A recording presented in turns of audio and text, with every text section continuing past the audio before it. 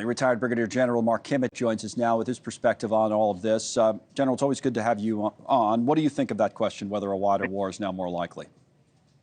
Well, I think it really all depends on what President Biden is willing to do. Sometimes you hear President Biden has told the Israelis that they're on their own if there's a counterattack or a counter response.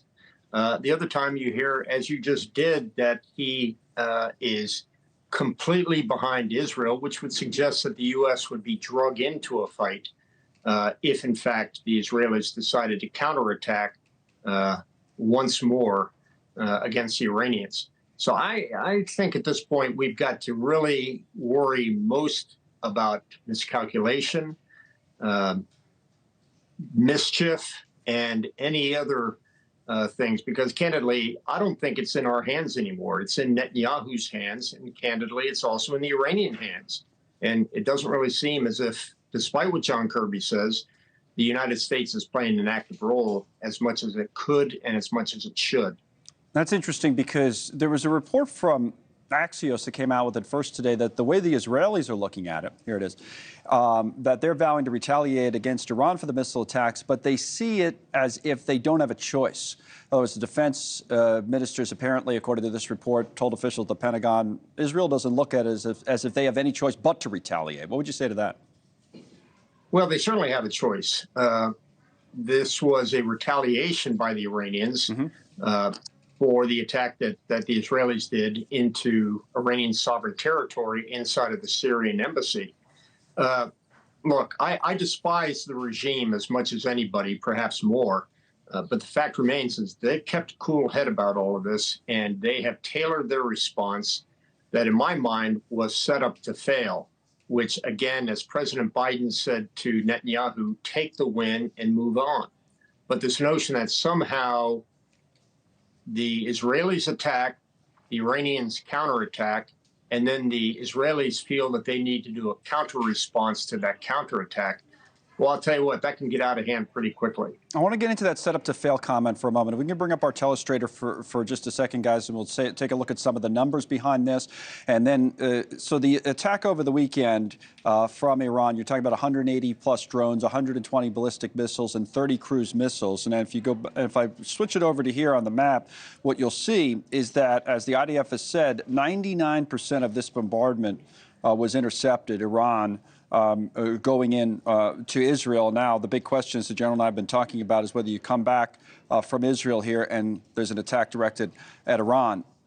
But to your comment, General, you think that and there's some debate about this. I've heard it from, former military officers like yourself. Some people say, well, if they're firing that much, they were hoping that at least some of those cruise missiles would have got through. They weren't really expecting this to be intercepted at a 99% rate, but you think they were?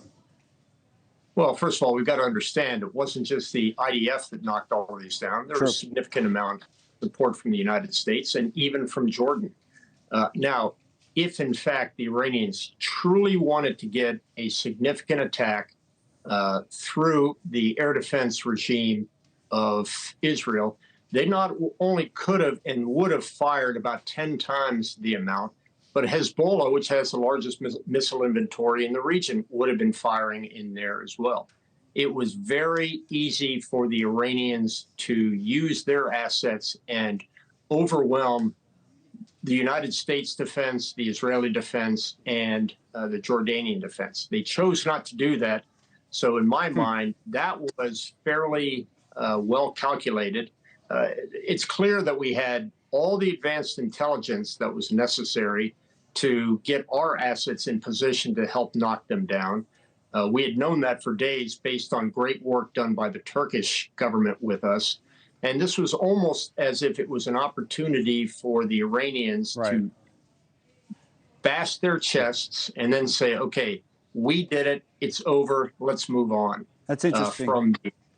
They made a choice. So what a choice now, as a final point, do you think, whether you think it's right or wrong, what choice do you think Israel will make next? What's the next move from Netanyahu, if you had to predict? Well, I'm not going to predict anything, because I think anybody that tries to predict Netanyahu is going to be disappointed. But the fact is, the world has said, as the Iranians did, look, you had your shot in Syria. The Iranians responded to that. You have been attacked many, many times before into your country by Egypt, by Jordan, by Syria, by Iraq. Those were the old days. But how is that any different from what the Iranians are doing? And thanks so much for watching. Just go to joinnn.com to find News Nation on your television provider. And don't forget to click the red subscribe button below to get more of News Nation's fact-driven, unbiased coverage.